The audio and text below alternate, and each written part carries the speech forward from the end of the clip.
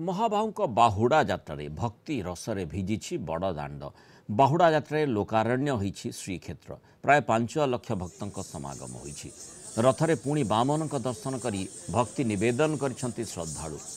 गुंडीचा दिनर समान दृश्य किए हनुमान वेश धारण करी भगवान को निकट में निजक समर्पी देइथिला तो किए भजन कीर्तन में निजक समर्पी देइथिला।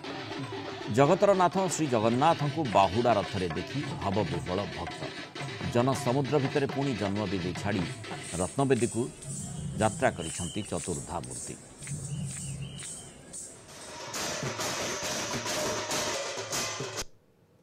जिते बड़े महाप्रभु से रत्न सिंहासन छाड़ी की छेरा पहरा है कि श्री मंदिर रु बाहर को आसतु किंबा बाहुड़ा दिन जिते बड़े महाप्रभु बाहर को आसबे इंद्र तक्षणात् से स्वर्ग रे प्रकट है कि वृष्टि करती समस्त को आशीर्वाद दियंती सी मध्य निजे देखिबा पई 33 कोटी देवी देवता निजे आसी जानती। ये जो नवदिनात्मक यात्रार दशावतार यात्रार प्रत्यावर्तन यात्रा को जे संदर्शन करे सी ही आउ वैकुंठ प्राप्ति सीधा सड़क हुए। तेणु केवल मनुष्य अपेक्षा कर न थांती चतुर्दश भुवनात्मक ब्रह्मांडर प्राणी जगत जीव जगत स्थावर जंगम वृक्ष लता नद नदी समस्त अपेक्षा थाए जो महाजागतिक यात्रा महाप्रभु संदर्शन करने आमती सुजोग मिलनी कारण यहाँ अण हिंदू मान गोटे सुजोग जे रथरे प्रभु जगन्नाथ दर्शन करवा आईटा गर्व गौरव कथा गुंडीचा मंदिर सब पाखे प्रभु जगन्नाथ दर्शन करेंगे आज से दिन सरी जाऊे।